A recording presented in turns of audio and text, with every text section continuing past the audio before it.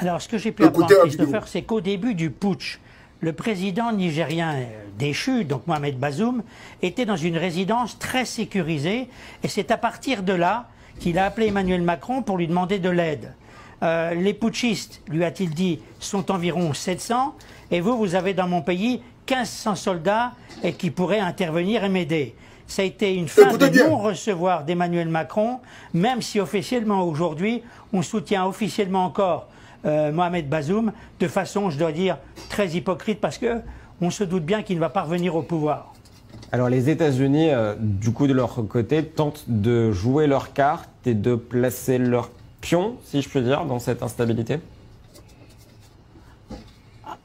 Alors vous avez raison, les États-Unis se sont engouffrés dans la brèche, même s'il y a, au sein de l'administration Biden, il faut le dire, des dissensions, des règlements de compte entre Anthony Blinken, le très francophile secrétaire d'État, qui prône la voie diplomatique, et puis James Sullivan, le numéro 2 de la Maison-Blanche, patron du Conseil national de sécurité, le NSC, qui est pour l'intervention militaire contre les putschistes. De toute façon, l'objectif des Américains est de conserver leur base de Niamey et celle d'Agadez au nord, d'où ils poursuivent, dans le dos des Français, il faut que je le précise, leurs opérations anti-djihadistes avec leurs 1300 militaires.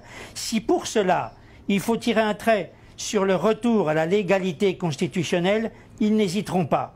Les putschistes nigériens ne posent pas de problème. Ils savent que sans les capacités de surveillance américaines, tous leurs efforts pour combattre les djihadistes seront vains. Pour l'instant, en tout cas, Christopher, il n'y a pas de remise en question des accords de défense avec les Américains. Les Américains laissent leurs alliés français prendre les coups. Ils jouent leur propre partition, celle que j'appelle la partition des faux amis.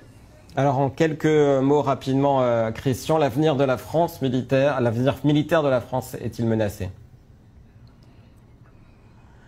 La France avait fait du Niger la base principale, je dirais même unique, de ses opérations militaires au Sahel. L'avenir des 1500 militaires qui y sont déployés est aussi remis en question. La rhétorique anti-française prend de l'ampleur et tous les accords de coopération militaire signés entre la France et le Niger depuis 1977 ont été dénoncés, ce qui revient à exiger leur départ du pays. Pour l'instant, la question n'est pas posée, mais elle pourrait l'être à court moyen terme, en dépit d'un début du... Frères et sœurs, la situation est claire, elle est limpide. Le débat, il est clos. Bazoum a trahi le Niger. Voyez-vous, dans ce reportage de cet expert, dans l'analyse de cet expert, ce qu'il vient de dire est très grave concernant Mohamed Bazoum. Bazoum demande à l'armée française d'intervenir parce que la garde républicaine serait 700 personnes et l'armée française a plus de 1500 personnes au Niger. Avant de continuer, je vous demande de mettre les j'aime et de partager la vidéo. De mettre des j'aime et des cœurs. Nous sommes dans une guerre de communication. C'est vos partages qui sont le carburant. C'est vos partages qui sont l'essence. C'est votre partage qui permet à la vidéo d'être vue partout et d'élargir comment dirais-je, l'audimat. Frères et sœurs, Bazoum demande à la France d'intervenir pour le remettre au pouvoir. La France refuse. Emmanuel Macron a refusé de faire intervenir l'armée française pour remettre Bazoum au pouvoir. Voici un analyste d'une chaîne de télévision très importante. Mais Bazoum demande, il ne demande pas à l'armée de terre, il ne demande pas à une autre frange de l'armée, il demande à l'armée française d'intervenir. Le peuple français ne veut plus encore qu'un de ses fils meure à l'étranger. On vient d'entendre aujourd'hui qu'il y a un soldat français qui est mort au cours d'un entraînement en Irak. Mais sur les chaînes de télévision, ça passe en boucle pour justifier le pourquoi et comment les soldats français se retrouvent toujours en Irak. C'est important. Parce qu'il n'est pas normal que les Français puissent mourir, les jeunes Français puissent mourir pour des pays, pour d'autres pays. Alors, Bazoum avait oublié une chose. que son téléphone avait été mis sur écoute.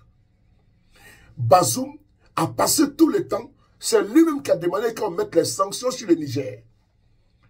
Si tu vois aujourd'hui, il y a les sanctions sur le Niger, c'est du fait de Bazoum. Parce que son téléphone portable, au début, les gens ne comprennent pas comment ça fait qu'il y a eu un renversement de régime et le président déchu a tout son téléphone portable. Bazoum était sur le coup téléphonique. Alors, ils ont pu avoir des informations complémentaires, des appels téléphoniques entre Bazoum et Ouattara, où il fallait mettre des sanctions contre le peuple du Niger. L'embargo qui est aujourd'hui, fermeture des frontières. C'est au cours d'un appel téléphonique intercepté. N'oubliez pas également que Alassane Ouattara causait un jour avec l'ancien premier ministre Boubou Cissé du Mali, où il critiquait le Mali. L'appel téléphonique a été intercepté. Comment Bazoum, qui est aujourd'hui aux arrêts, on lui laisse le téléphone, vous l'appelez et vous faites des stratégies d'agression du Niger. Tout ça, ça a été intercepté. Voilà pourquoi Bazoum est poursuivi pour autre trahison. Mais ça vient corroborer ici les propos. Bazoum ne demande pas à l'armée, au peuple nigérien d'intervenir. Il fait du chantage. Il dit à la France que comme vous avez plus de 1500 personnes et soldats sur notre territoire, il faut que vous interveniez. Bazoum croit que les services qu'il a rendus à la France, il est le bon élève. Mais Bazoum n'a absolument rien compris. Et pendant ce temps, l'armée américaine fait ses affaires.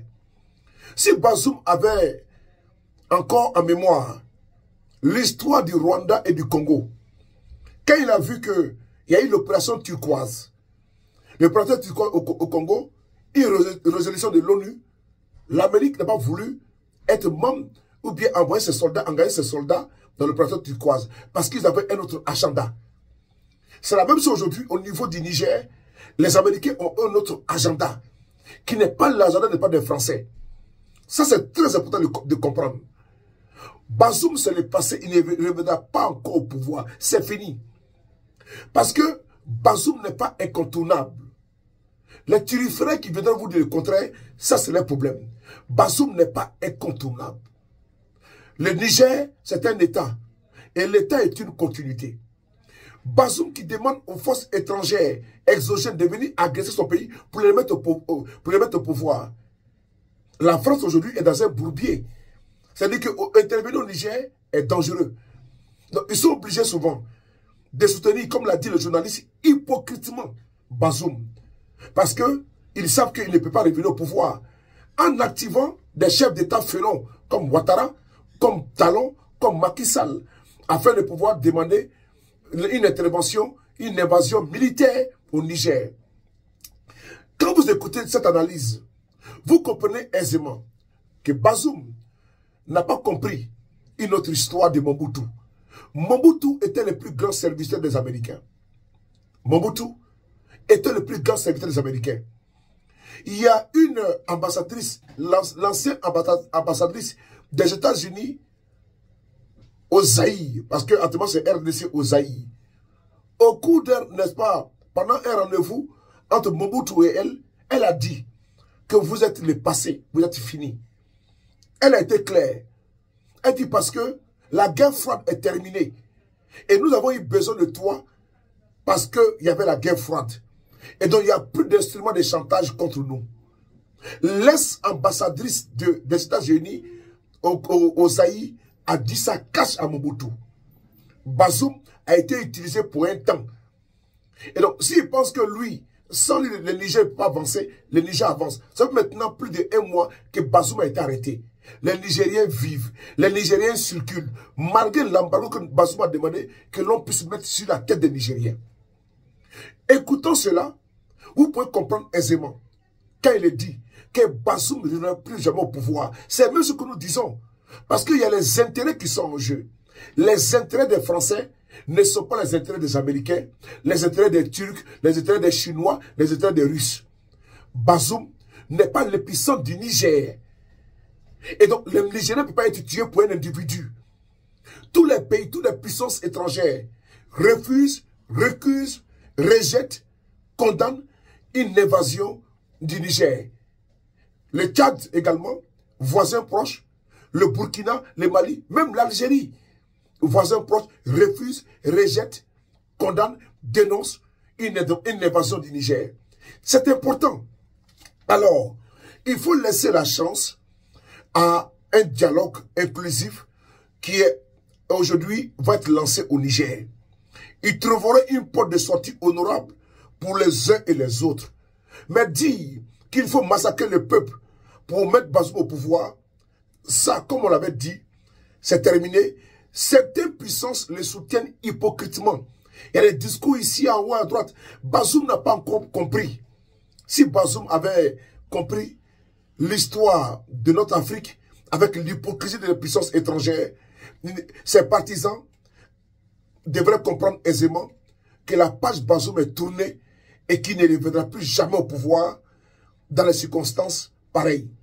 Bazoum peut se retirer, il peut signer sa démission et revenir même dans 2 ou 3 ans, même après la transition, déposer sa candidature et gagner tranquillement avec un nouveau parti politique qu'il va créer. Mais dans les circonstances actuelles, Bazoum est persona non grata.